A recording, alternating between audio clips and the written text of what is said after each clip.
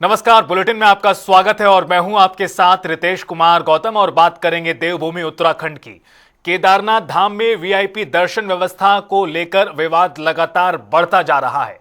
दरअसल तीर्थ पुरोहितों ने इस व्यवस्था का विरोध करते हुए इसे आस्था के साथ भेदभाव बताया और कहा कि आम श्रद्धालुओं को लंबी कतारों में इंतजार करना पड़ता है, जबकि कुछ लोगों को विशेष सुविधा मिलती है।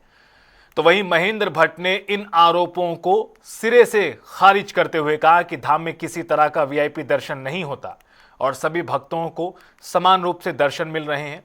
इस मुद्दे को लेकर अब बहस तेज हो रही है। पहली बात बहुत स्पष्ट में कर देता हूँ, कोई वीआईपी दर्शन नहीं होता है। बाबा केदार, बाबा भगवान बद्री विशाल अपने हर भक्त को दर्शन दे रहे हैं। केवल किसी बात का राजनीतिक इशू बनाना, ये कम से कम उत्तराखंड के 4 धाम यात्राओं पर जो लोग इस प्रकार के प्रश्न खड़ा करते हैं वो यात्रा को प्रभावित करने का काम कर रहे हैं। मैं आज भी कह सकता हूँ, बिना वीआईपी दर्शन के हर व्यक्ति के दर्शन चारों धामों के अंदर हो रहे हैं। बीजेपी के राष्ट्रीय अध्यक्ष नितिन नवीन का प्रस्तावित उत्तराखंड दौरा फिलहाल स्थगित हो गया है। दरअसल प्रदेश महामंत्री कुंदन परिहार ने इसकी जानकारी दी और बताया कि 2 और 3 तारीख का कार्यक्रम तय था, लेकिन अब नई तारीख घोषित नहीं होने के कारण इसे टाला गया। उन्होंने कहा कि जल्द ही नई तारीख सामने आएगी। कार्यकर्ताओं में जबरदस्त उत्साह पार्टी के राष्ट्रीय अध्यक्ष के आगमन को लेकर बना हुआ है। देखिए, माननीय राष्ट्रीय अध्यक्ष आदरणीय नितिन नवीन जी का देवभूमि उत्तराखंड में एक प्रस्तावित प्रवास यहाँ पर आया हुआ था।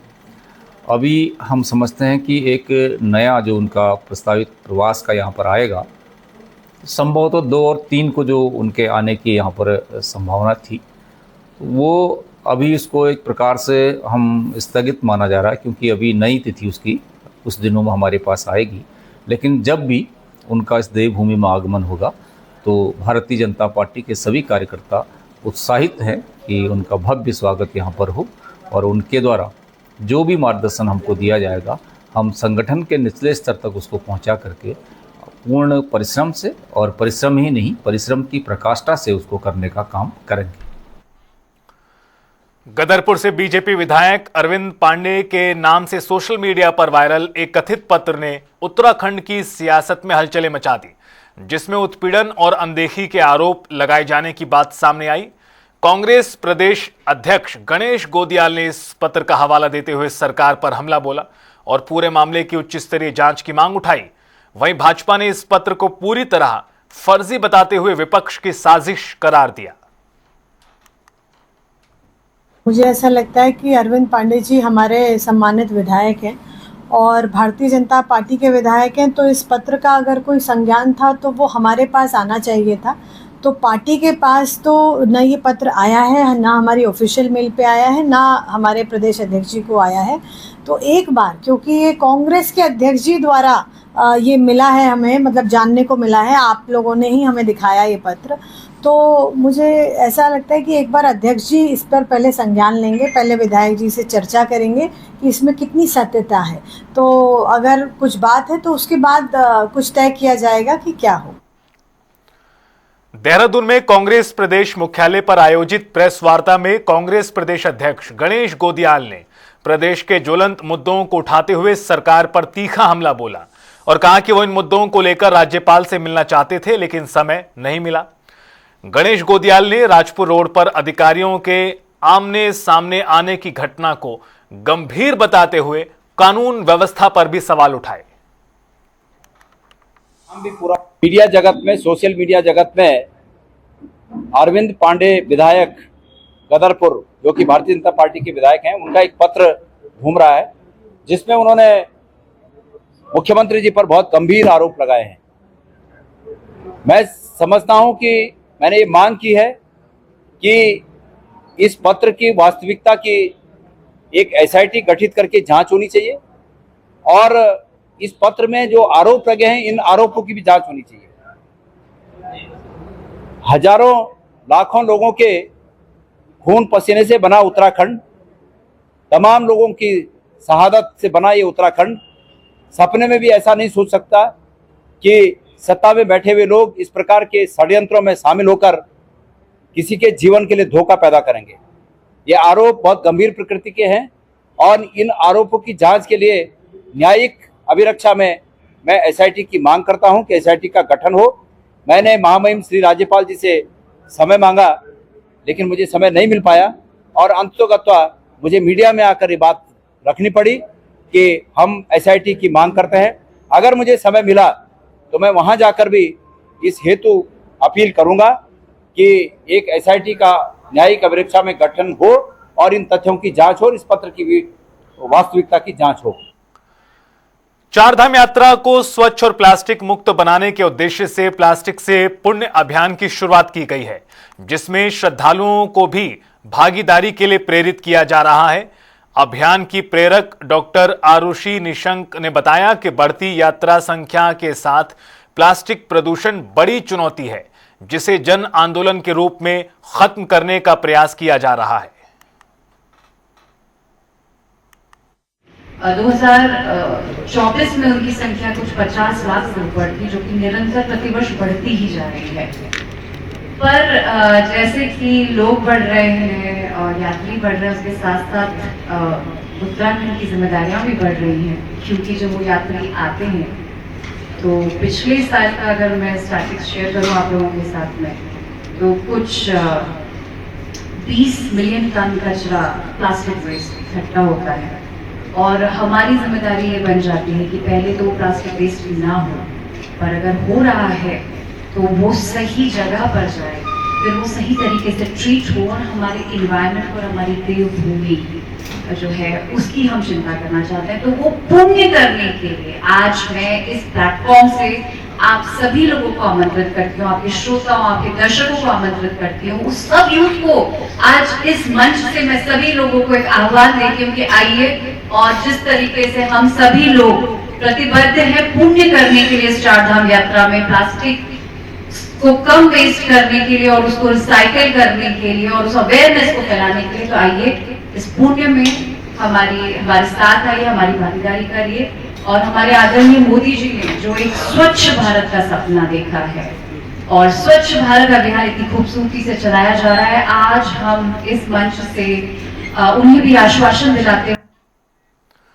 उत्तराखंड में बीजेपी पंडित दीनदयाल उपाध्याय प्रशिक्षण महाअभियान के तहत संगठन को मजबूत करने की दिशा में लगातार कदम बढ़ा रही है, जहां सभी 304 मंडलों में प्रशिक्षण वर्ग सफलतापूर्वक संपन्न कर लिए गए हैं।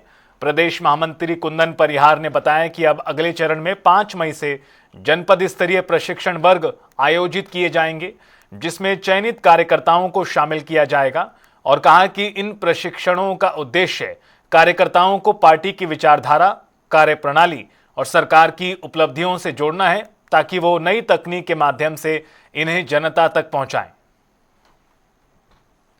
भारतीय जनता पार्टी ने अपने 304 सभी मंडलों में अपना प्रशिक्षण वर्ग जो है संपन्न कराए हैं और इसके अगले प्रक्रिया में जनपद स्तरीय हम लोग प्रशिक्षण वर्ग लगाने जा रहे हैं। इसीलिए हमने एक काशीपुर में बैठक आहूत की गई थी और उसके पश्चात उस बैठक में हमने कार्य योजना बनाई कि किस किस प्रकार से हम लोग जनपद स्तर पर अपने प्रशिक्षण वर्ग को प्रारंभ करेंगे। तो इसमें हम समझते हैं कि आने वाले 5 तारीख से हम लोग अपने जनपद स्तरीय जो प्रशिक्षण वर्ग है उसको संपन्न कराएंगे। इसमें हमारे जो अपेक्षित श्रेणी है उन सभी श्रेणी को वहाँ पर बुलाया गया है और निश्चित रूप से अपने विचार परिवार से जुड़ने का एक सशक्त माध्यम हमारा प्रशिक्षण होता है। इस प्रशिक्षण माध्यम से भारतीय जनता पार्टी के विचारों को जन जन तक पहुँचाने के लिए और हमारी सरकार में जो केंद्र की सरकार है, राज्य की सरकार है, उन उपलब्धियों को भी जन जन तक पहुँचाने के लिए ये प्रशिक्षण की व्यवस्था की गई है। इसके माध्यम से हमारे कार्यकर्ता नई टेक्नोलॉजी का भी उपयोग करते हुए अपने वैचारिक अधिष्ठान की समझ रखते हुए अपने समाज जीवन में काम करेंगे। हरिद्वार के बहादुराबाद स्थित पतंजलि विश्वविद्यालय में जनजातीय कार्य मंत्रालय की ओर से 2 दिवसीय चिंतन शिविर का शुभारंभ हुआ, जहां देश भर से जुड़े प्रतिनिधियों ने हिस्सा लिया। पहले दिन केंद्रीय मंत्री जुएल ओराम, योग गुरु स्वामी रामदेव और आचार्य बालकृष्ण की मौजूदगी में आदिवासी समाज के विकास को लेकर गहन मंथन किया गया।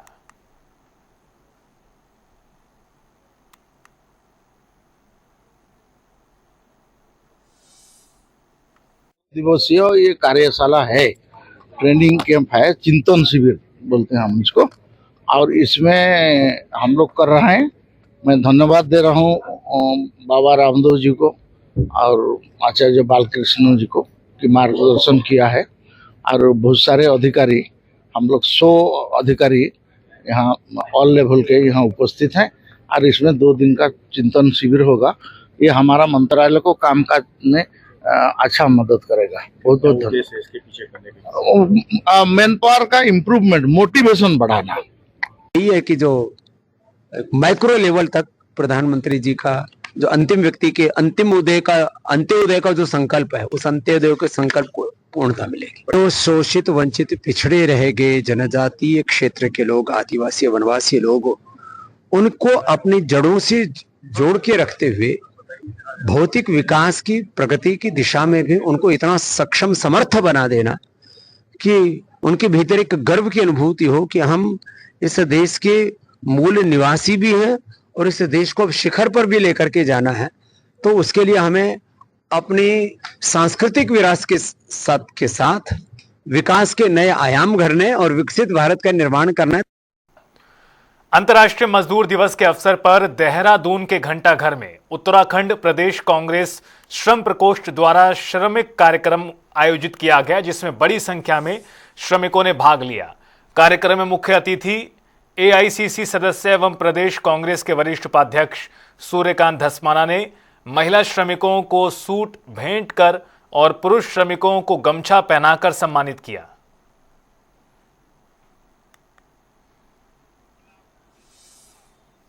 उसमें हमने मज़दूरों को सम्मान करा और उन्हें गमछे भी पहनाए और जो हमारी महिला मज़दूर बहनें हैं उनको हमने सूट भी दिया और हमने उन्हें आश्वासन दिया कि जो उनकी लड़ाई है, जो आज वो परेशान और हताश है, हम उनके साथ खड़े हैं और हर हाल में हम उनकी मदद करेंगे।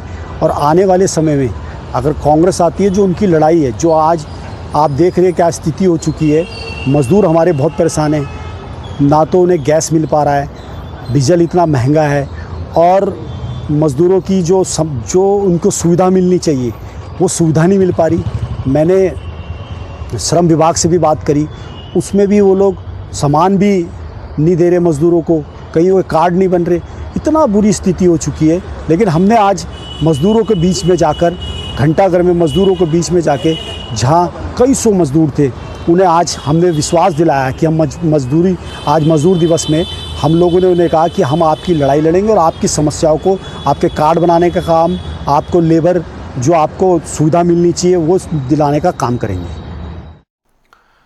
उत्तरकाशी के बड़कोट से मजदूर दिवस पर बड़ी तस्वीर सामने आई, जहां अंतर्राष्ट्रीय मजदूर दिवस के मौके पर यमुनोत्री धाम यात्रा से जुड़े हजारों डोली, कंडी और घोड़ा खच्चर मजदूर एकजुट हुए और अपनी समस्याओं को लेकर आवाज बुलंद की। श्रमिकों ने यात्रा व्यवस्थाओं में खामियां गिनाते हुए जिला प्रशासन और जिला पंचायत से तत्काल सुधार की मांग की है। दिखाते हैं आपको खास रिपोर्ट।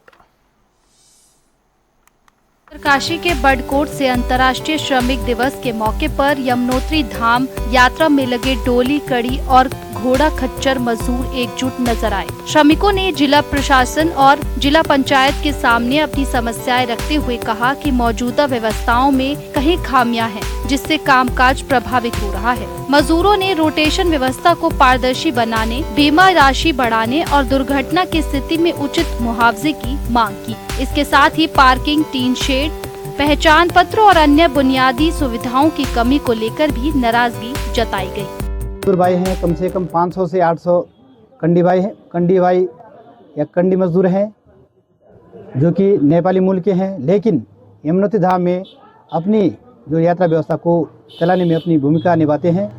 उनसे जिला पंचायत द्वारा जो निर्धारित शुल्क है वो 150 रुपये है, लेकिन उनसे वहाँ पर जो 200 रुपये 50 रुपये अतिरिक्त लिया जा रहा है, उस 50 रुपये जो अतिरिक्त लिया जा रहा है और जो लेने वाला है उन लोगों पर चालान या कानूनी कार्रवाई होनी चाहिए। वो लोग दंडित होने चाहिए जो हमारे मजदूर भाइयों से उनके खून पसीने की जो कमाई है उसको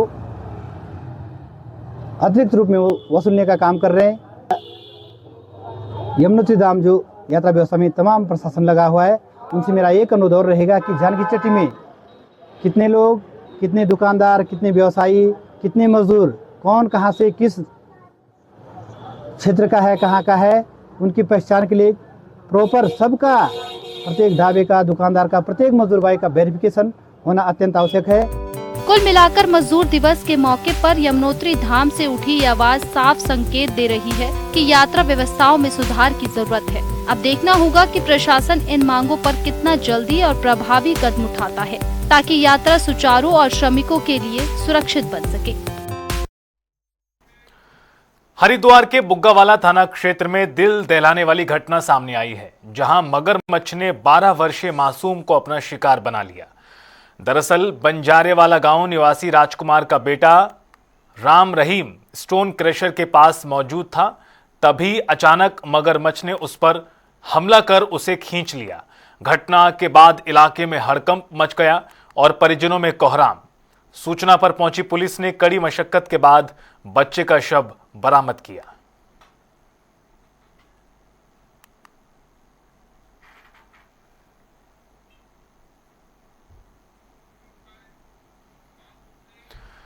लक्सर से एक सनसनीखेज मामला सामने आया है, जहां सत्संग और आस्था की आड़ में डॉक्टर की हत्या की साजिश रचे जाने का खुलासा हुआ।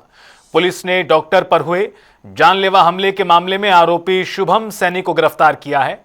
जांच में सामने आया कि 27 अप्रैल को बाटीपी गांव के पास डॉक्टर सुमित कुमार की कार पर बाइक सवार बदमाशों ने फायरिंग की थी, जबकि इससे पहले 14 अप्रैल को भी उनकी गाड़ी को निशाना बनाया गया।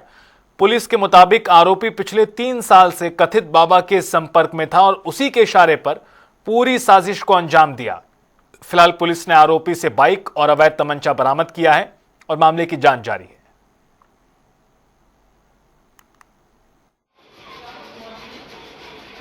27 तारीख की घटना है अपराह्न की, जिसमें थाने को सूचना मिली कि भीकमपुर चौकी क्षेत्र में एक डॉक्टर अपने परिवार के साथ जा रहे थे, तो उनकी गाड़ी में कई राउंड फायर हुए। जैसे ही पुलिस को सूचना मिली, पुलिस घटनास्थल पे गई और FIR दर्ज हुई।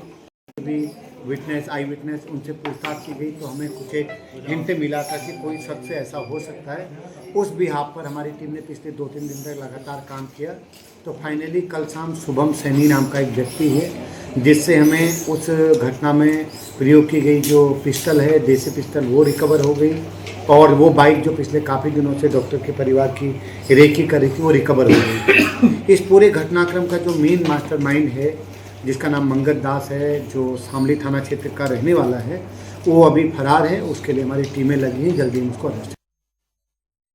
और इसी के साथ फिलहाल इस बुलेटिन में इतना ही। रुकेंगे यहाँ पर एक छोटे से ब्रेक के लिए, फौरन हाजिर होंगे।